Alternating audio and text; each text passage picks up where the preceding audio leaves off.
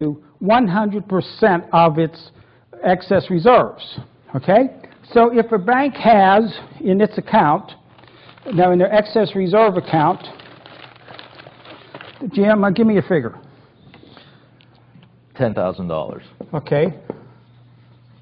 Right, this is their excess reserves account, guys, okay?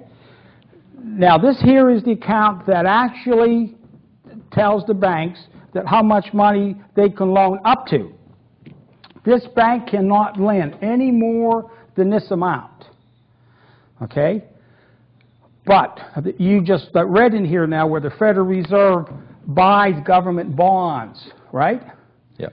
So what do you think they do?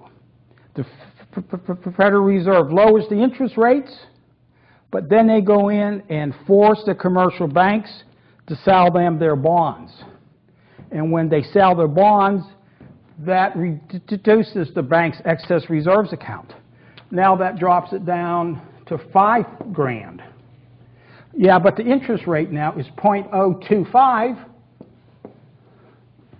but the banks aren't willing to lend because their excess reserves is cut in half.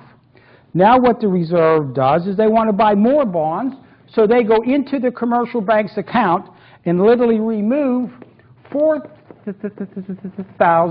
and now their excess reserves is $1,000. Banks can't operate. Banks can't lend money on that.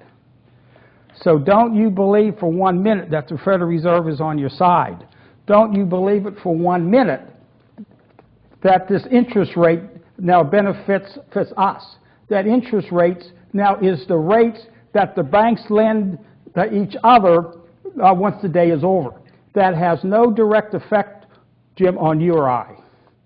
Look, it's another lie. Who in their right mind would devise this type of a system? Criminals. And are you calling the President of the United States in 1913 a criminal? Oh, definitely. Well, I hate to agree with you, but I really believe that I do. Yeah. This guy here was absolutely shocking. He signed this bill here as soon as it was passed. They ran it down to him, and he couldn't wait fast enough to sign it. Yep. Okay.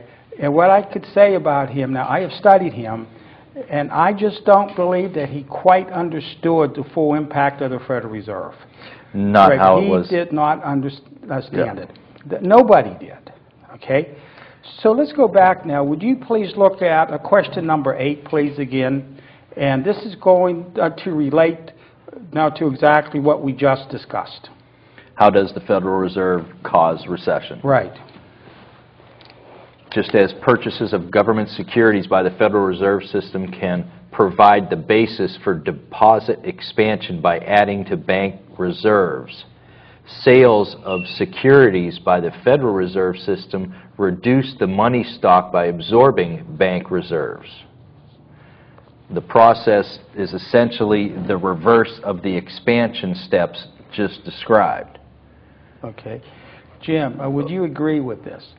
When the Federal Reserve wants to increase jobs and money supply, what exactly does the Federal Reserve do? To increase the money supply? Yes. They print more money, but... No, with the bonds. Now, I'm only worried about the bonds. They have to purchase the government securities so that they can increase their money supplies in the banks. Right. So, do you agree with this? The banks have all these bonds now that's sitting in their vaults. So what the Reserve does is that they tell them that we are going to purchase 50% of your bonds. So what they do then is that the commercial banks gives the Reserve of the bonds. Then what the Federal Reserve does, that it simply adds this into their excess reserve account, thus increasing the total supply of money in which the banks can lend out. Okay? Now, when the banks want to contract things and cause what? Recessions? Recession. They do the opposite, which is what? The Federal Reserve sells off the bonds.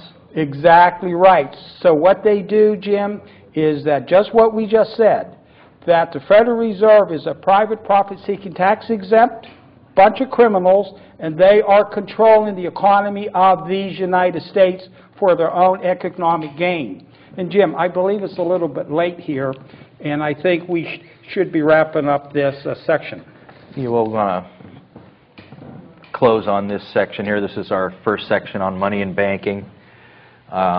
If you need more information, you should check out Mickey's site. It's at mickeyonbanking.org and the citizensreformcenter.org. And if you would like to speak with Mickey, you can call him at 717-903-3061. Thank you. We'll see you for segment 2. Great.